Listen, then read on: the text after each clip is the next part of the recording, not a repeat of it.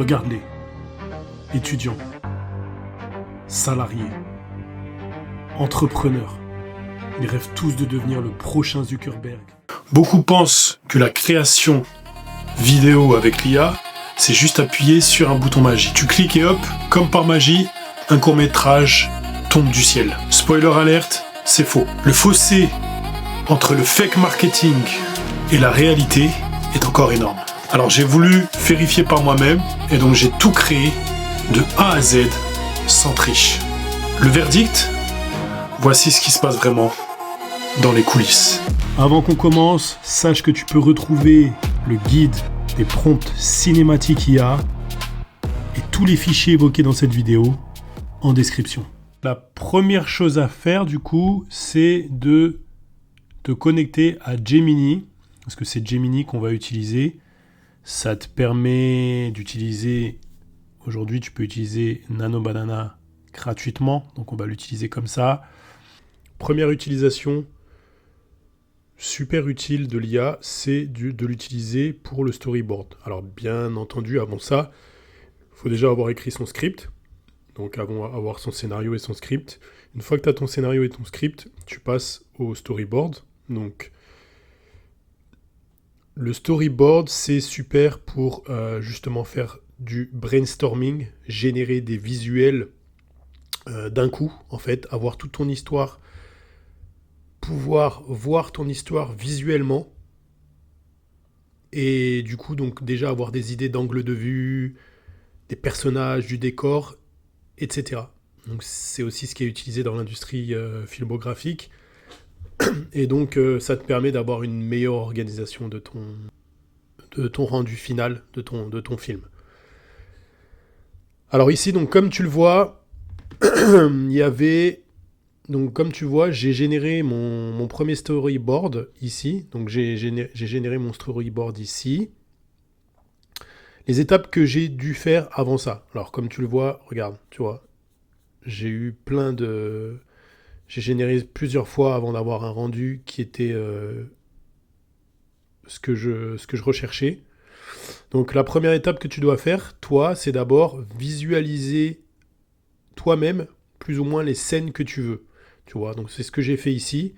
Tu vois, ici j'ai marqué à chaque fois, en reprenant mon texte, donc mon script, j'ai écrit étape par étape les scènes que je voulais intégrer à ma vidéo.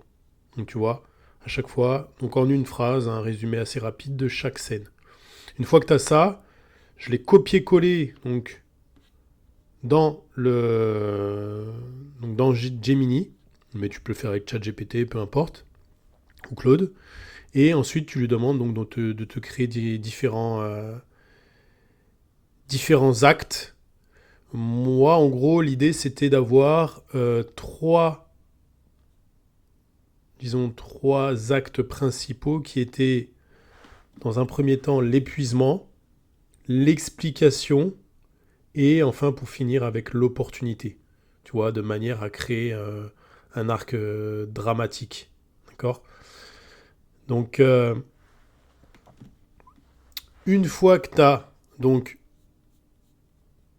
écrit ce que tu veux plus ou moins comme scène, tu demandes à l'IA donc de te générer un storyboard, et ensuite donc il m'a généré de l'écrit, et ensuite ça te permet de lui demander qu'il te génère ça directement en storyboard bande dessinée. Je te mettrai dans la description le prompt pour obtenir directement ce type de storyboard. Maintenant, les problèmes que tu vas rencontrer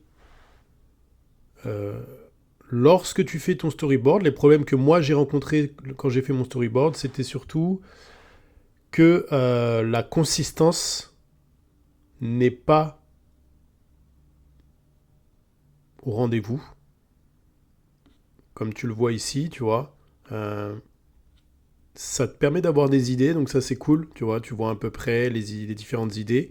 Mais tu vois qu'il y a certaines scènes des fois qui sont un peu biaisées, tu vois, des trucs qui sont mis un peu n'importe comment. Tu vois, là il a reproduit 2 fois la même scène, etc. Ici c'est pratiquement les mêmes choses. Donc il y a un peu de confusion, mais ça te permet d'avoir des idées de manière générale et du coup de capturer ce qui t'intéresse. Donc la réelle solution à ça, à ce problème de consistance, c'est ce que je viens de te dire. Donc c'est de capturer uniquement ce qui te plaît, de l'utiliser plutôt comme un brainstorming de storyboard et non pas comme un réel storyboard, et de capturer chaque image pour pouvoir créer ton propre storyboard, tu vois. Donc là, tu fais par exemple une capture de ça si t'aimes bien, puis ensuite ça, et du coup, tu te recrées de manière interne ton propre storyboard. Tu vois, du coup, donc une fois que j'ai capturé à chaque fois ce qui m'intéressait et les images générées de mon storyboard, j'ai pu, donc tu vois, améliorer chaque scène pour avoir exactement ce que je voulais. Et du coup, l'adapter et le mettre à chaque fois, l'adapter à mon écrit et donc du coup l'intégrer dans mon storyboard final, tu vois. Tu as maintenant généré ton storyboard, donc tu commences un petit peu à avoir une idée visuelle. Et une fois que tu es content du résultat, tu passes à la modification de chaque scène. Donc là, on va passer à la modification de chaque scène. Donc ici, on va passer sur un autre software. Là, on était sur Gemini pour la modification de chaque scène. Alors, tu peux le faire avec Nano Banana. Ça fonctionne, mais souvent, il y a des petites problématiques rencontrées. Donc, moi, ce que je fais, c'est que j'utilise directement un autre logiciel qui est de Google aussi, qui s'appelle Whisk. Donc, tu le vois, c'est ici, Whisk Labs. Tu vas sur labs.google et tu tapes Whisk sur Google et tu le trouveras directement. Alors attention, je ne sais pas quand tu vas regarder cette vidéo, mais si tu la regardes après le 30 avril 2026, le Whisk, donc ce logiciel, sera passé sur Flow directement. Donc il faudra aller directement sur Flow, mais sinon l'utilisation restera probablement la même.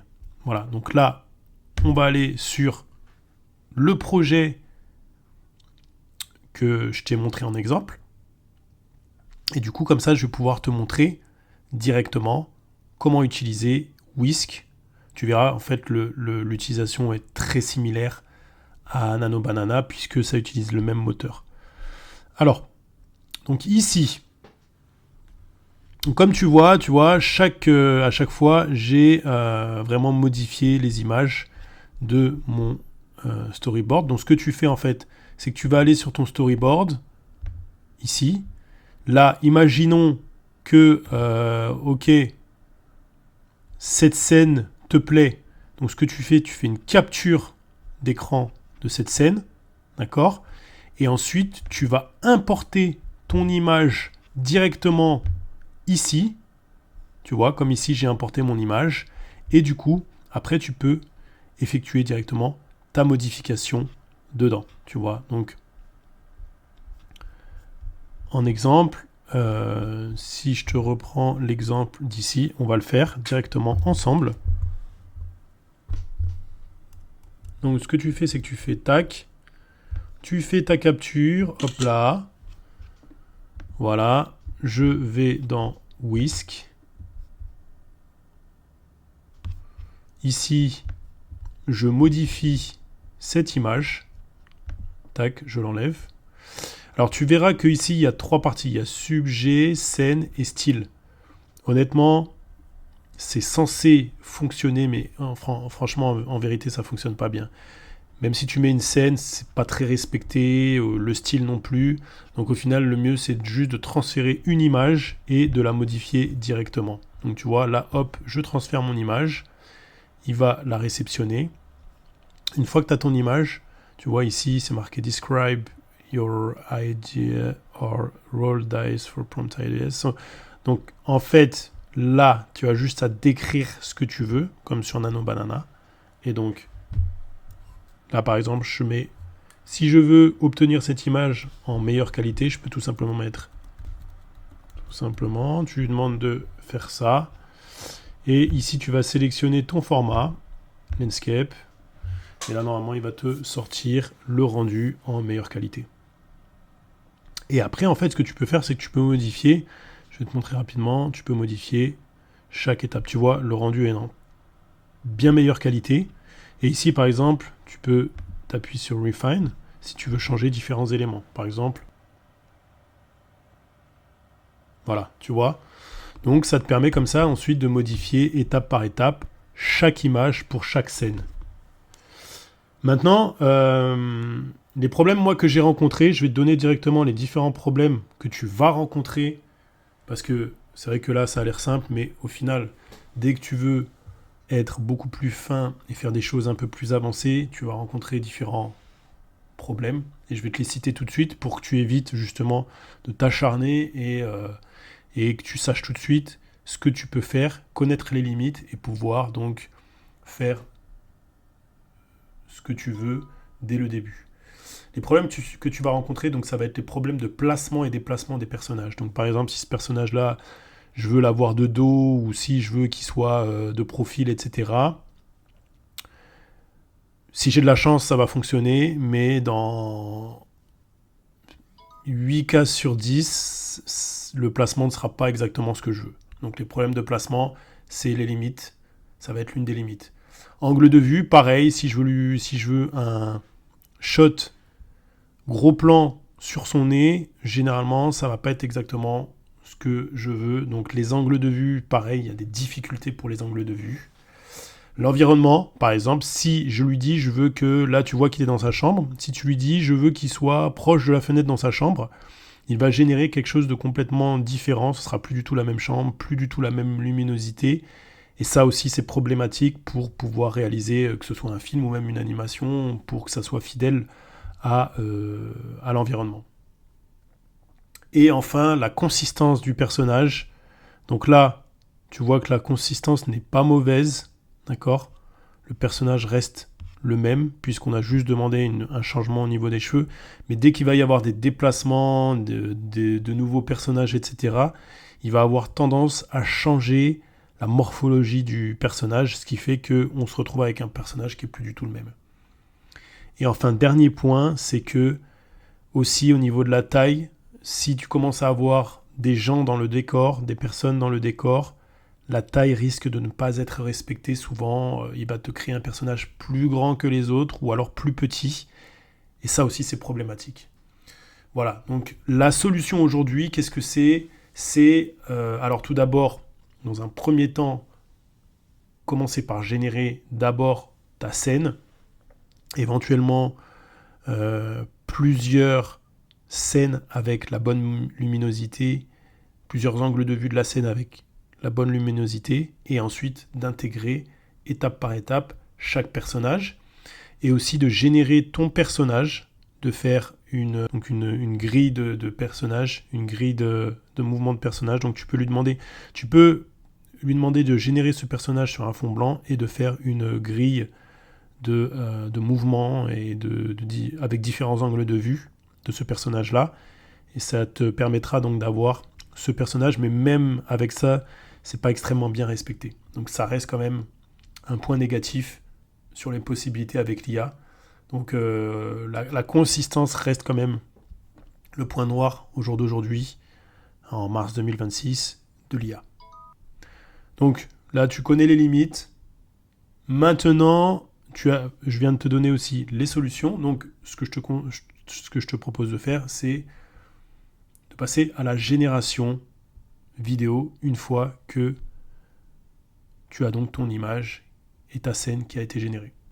Tu as enfin généré les scènes de ton storyboard, d'accord ? Donc tu es content de ta scène.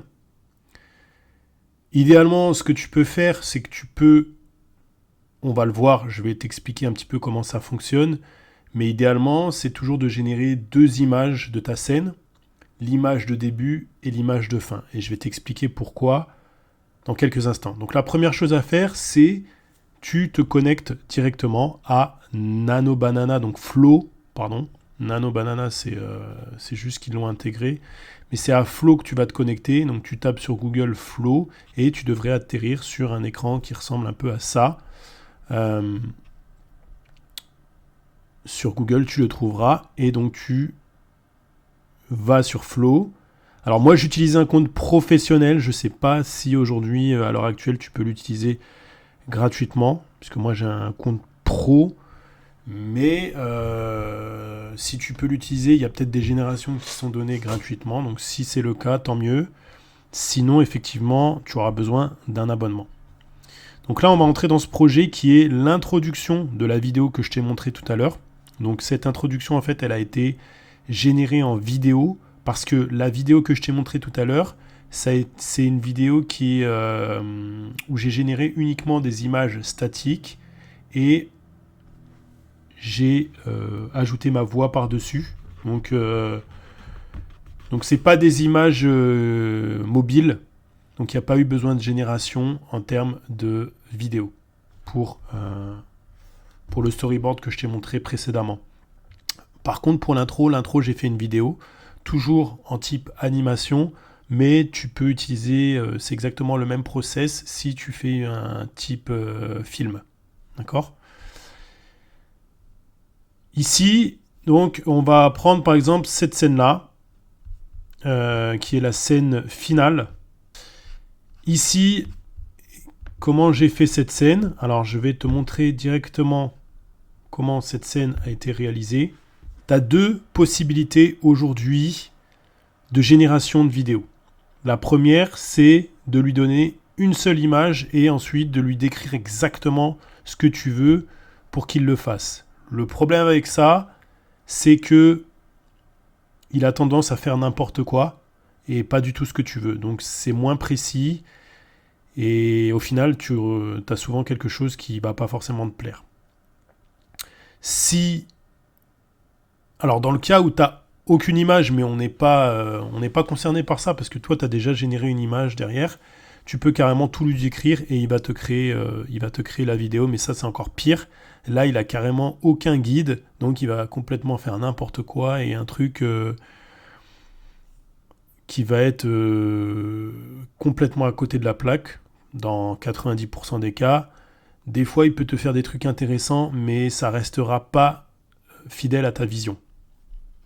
Pour que ce soit fidèle à ta vision, la réelle solution, c'est de générer une image de début et une image de fin. Comme ça lui permet de l'orienter de la manière la plus fidèle possible, en commençant avec l'image de début et en finissant avec l'image de fin. Donc tu vois ici, voilà, ici, comme tu le vois, j'ai d'abord intégré deux images. L'image de début, qui est celle-ci, et ensuite l'image 2, qui est l'image de fin. D'accord ? Donc ces deux images, elles ont été générées sur Whisk, qu'on a vu tout à l'heure. Donc d'abord, je génère l'image d'intro où voilà, il pointe son doigt, où le robot pointe son doigt sur le garçon, et enfin l'image de fin où le garçon se retourne et met ses mains sur la tête. J'ai effectué la génération, donc tu vois ici j'ai fait la description, comme tu peux le lire ici. Alors je te conseille de faire la description plutôt en anglais, parce que de manière générale il comprend mieux l'anglais. Tu peux le faire en français si vraiment tu veux pas te prendre la tête, mais honnêtement, il vaut mieux même que tu le traduises, tu vois, tu peux intégrer ce petit traducteur, tu le mets en français et il te traduit directement en anglais. Donc ici, tu vas copier l'image 1, donc tu appuies dessus, tu vois, alors là, je vais te montrer, tac, tu fais Start, ici, et ensuite tu importes. Là, mes images sont déjà importées, tu vois, donc tu importes ton image comme ça, et tu fais la même chose pour l'autre, et ensuite, tu cliques dessus, et là, en fait, tu obtiendras un résultat plus ou moins similaire. Alors là, je vais te montrer un peu ce que ça a donné, et tu vas voir qu'il y a des petits soucis. Ok, donc là, il y avait un petit souci pour le mettre en marche. Donc voilà, ce que tu vois, c'est que tu vois que le mouvement du personnage, il est pas bon. Tu vois, il met bien ses mains sur sa tête, et puis là, hop, t'as vu comment il se retourne ? Donc ça, c'est des choses qui arrivent fréquemment, et ça, c'est des choses que tu devras éditer à la fin de ta vidéo. Une fois que tu auras ton rendu final, tu devras éditer plein de petits problèmes comme ça, ce qu'ils appellent des artefacts. donc qui font qu'il y ait des soucis de génération. Et c'est totalement normal, hein, ça arrive tout le temps. Donc on est content, on a notre scène générée. Maintenant, il va falloir s'occuper de l'audio. Alors, il y a quelques petites particularités au niveau de VO3, par exemple. C'est qu'il génère déjà l'audio. Et d'autres générateurs de vidéos aussi, maintenant, génèrent de l'audio. Mais ça ne veut pas dire que le problème est totalement réglé. Pourquoi ? Alors ici, je vais te montrer... l'audio que VO3 m'a généré.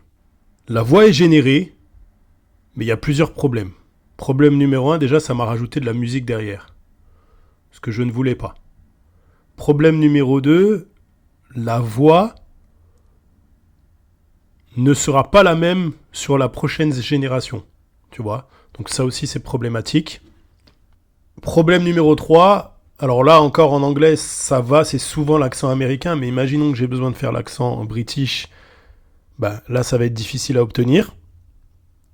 Et en français, souvent, le problème que tu vas avoir, c'est que quand tu demandes qu'il te génère la scène en français, il va te mettre l'accent canadien, tu vois, l'accent québécois. Et ça aussi, c'est problématique.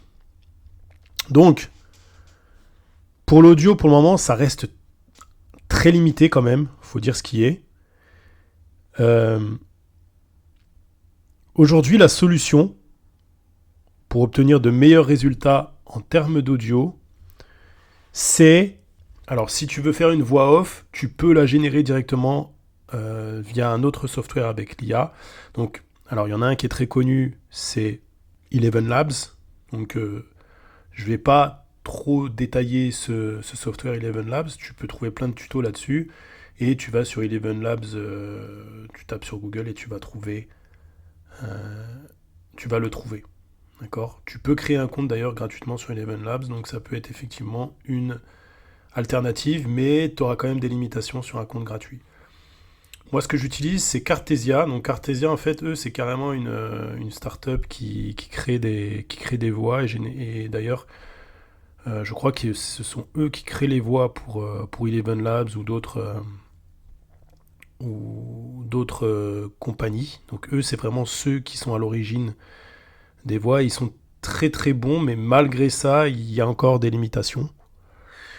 Donc là, je vais te montrer. Et bon, ce qui est intéressant chez eux, c'est que tu peux avoir un abonnement avec beaucoup de crédits pour seulement 5$ par mois. Donc c'est pour ça que moi, je les utilise. Et comme tu le vois ici, il y a plusieurs choses. Ça te permet aussi de cloner ta voix. Ça te permet de changer une voix. Et bien entendu, de créer avec le text-to-speech, de créer directement des voix en utilisant leur voix disponible. D'accord ? Donc là, je vais te faire une petite démonstration qui va te permettre de te rendre compte un petit peu de la problématique. Comme je te disais, la problématique, je ne sais pas si je l'ai évoqué, mais l'une des problématiques aussi, c'est la tonalité. D'accord ? Pour obtenir à chaque fois le bon ton, l'IA est un peu limitée à ce niveau-là, elle ne sait pas quel ton utiliser, et ça, c'est problématique si tu veux une vidéo bien faite. Donc par exemple, là, je vais te montrer je vais te faire écouter ce que j'avais créé de base pour ma vidéo d'introduction, mais je ne l'ai pas gardé, et je te montrerai ensuite ce que j'ai fait pour l'introduction. Par contre, la vidéo en voix off, ça a fonctionné. C'est pas excellent en termes de tonalité, mais c'est à peu près... c'est pas mauvais. Alors, je vais d'abord te montrer d'ailleurs un passage de la voix off pour la vidéo en voix off. À moins d'être Alex Hormozy ou MrBeast et de pouvoir dépenser des centaines de milliers d'euros par mois, ça semble impossible. Voilà, donc tu as un petit passage. C'est pas mal, c'est pas excellent non plus, mais pour la voix off, c'était ok. Par contre, pour l'introduction, c'était vraiment... Alors, je vais te faire écouter tout de suite. l'algorithme est un système. Et ce système n'est pas ton ami. Regarde-les. Étudiants, salariés, entrepreneurs. Ils rêvent tous d'être le prochain Zuckerberg ou Steve Jobs. C'est eux qui construisent la cage utilisée par les élites pour dominer le monde. Et toi... Voilà, donc tu vois que la tonalité est vraiment mauvaise, surtout pour l'intro, où là, je voulais vraiment... il fallait qu'il y ait du punch, il fallait qu'il y ait le bon ton pour que l'intro soit bonne et crédible. Donc là, comme tu le vois, c'était vraiment trop mauvais, j'ai pas gardé ça, et j'ai donc du coup directement enregistré ma propre voix. Par contre, là où ça a été intéressant, c'était pour générer la voix du personnage. Donc là, ici, tu vois le petit passage. C'est quoi ça ? Tu vois, le personnage du jeune garçon qui est surpris. Et donc, du coup, ça m'a permis de générer sa voix sans avoir besoin de quelqu'un qui le fasse. Pour ce genre d'utilisation, ça fonctionne. La deuxième utilisation que j'ai pas utilisé directement là-dessus, mais j'ai utilisé dans un autre type de génération de vidéos, c'est le voice changer, où là, tu peux carrément reprendre la voix qui a été générée ici et l'adapter à ta propre voix. Donc tu vas importer ta voix générée et tu vas lui demander de la transformer dans ta propre voix que tu as enregistrée. Donc moi, la mienne est enregistrée et du coup, tu fais le change voice et ensuite ça te donne ta voix. Mais c'est pas super non plus parce que si la voix de base a un accent canadien, un accent québécois, tu auras tout de même l'accent québécois, donc ça reste limite en termes de crédibilité. Voilà. Alors, donc maintenant que tu as ta voix, donc tu as tes voix, tout est OK, tu as ton audio, il va te manquer quand même une deuxième partie de l'audio qui est la musique, donc la musique de fond. Comme tu le sais, il y a souvent des problèmes. Si tu télécharges une musique d'internet, tu peux avoir des problèmes de droit d'auteur. Et ça, c'est réellement chiant. Donc, ce que tu peux faire aujourd'hui avec l'IA, c'est carrément générer ta propre musique. Et là, c'est encore mieux parce que tu peux avoir exactement le type de musique que tu veux. Donc moi, ce que je te conseille de faire, c'est d'aller sur Suno. C'est assez connu comme software. Je pense qu'il est possible que tu le connaisses déjà. Et du coup, une fois que tu es sur Suno, tu vas ici décrire spécifiquement le type de musique que tu veux. Alors un petit trick pour savoir quel type de musique tu veux, ce que tu peux faire, c'est que tu peux aller directement sur YouTube, identifier une musique qui te plaît, par exemple, je sais pas moi, la musique de Matrix ou je sais pas quoi, et tu vas copier le lien, tu vas retourner sur Gemini, tu vas lui copier-coller le lien et tu vas lui demander de te décrire les instruments et la typologie de la musique et de te donner un prompt similaire pour pouvoir la régénérer ou générer une musique similaire sur Suno. Donc tu fais ça et ensuite tu génères et tu vois quelle musique te plaît et tu peux ensuite donc utiliser cette musique-là pour ta vidéo. Petite parenthèse quand même, attention parce que si tu es en plan gratuit, l'utilisation est limitée. Tu n'as pas la licence officielle pour pouvoir l'utiliser dans tes vidéos, donc tu peux rencontrer des problématiques à ce niveau-là. Il te faut une licence commerciale. Donc ça, si tu veux avoir aucun problème, je te conseille de soit générer, soit directement de prendre une licence directement, de prendre un abonnement. Comme ça, tu évites tout problème. Ou alors, soit de passer par un software. Tu as des générateurs sur Internet qui te permettent de générer des instrumentaux Suno en payant un peu de crédit, mais pas cher. Et ça te permet d'avoir une licence commerciale directement. Une fois que tu as bien ton audio qui est prêt, tu as ta musique de prête, tu as tes vidéos générées, tu as tes scènes générées, tu vas pouvoir te connecter à un logiciel de montage. Moi, j'utilise CapCut, j'utilise aussi DaVinci Resolve. Mais c'est vrai que CapCut, honnêtement, il y a pas mal d'améliorations et de nouveautés qu'ils ont mis en place qui te permettent d'accélérer ton workflow. Donc, c'est super intéressant. Là, par exemple, si on regarde un petit peu mon intro, je te montre rapidement. Voilà, donc du coup, j'ai juste intégré mon intro plus la vidéo finale. D'accord. Et voilà, donc après, voilà, tu peux même générer tes captions, voilà, donc tes sous-titres. Voilà, tu as pas mal de choses que tu peux faire. Tu fais ton édition normalement, tu exportes et ensuite ta vidéo est prête. Au final, la création avec la vidéo IA est une arme redoutable pour créer des visuels surréalistes. Mais dès qu'on parle de précision, c'est là qu'on commence à voir véritablement les limites. Aujourd'hui, les meilleurs résultats viennent d'un duo. L'IA pour le spectaculaire, les paysages impossibles, les effets irréels. L'humain pour la direction, cadrage, émotion, cohérence et narration. Au final, l'IA ne remplace pas le réalisateur, mais elle permet au réalisateur d'avoir une baguette magique qu'il lui faudra apprendre à maîtriser.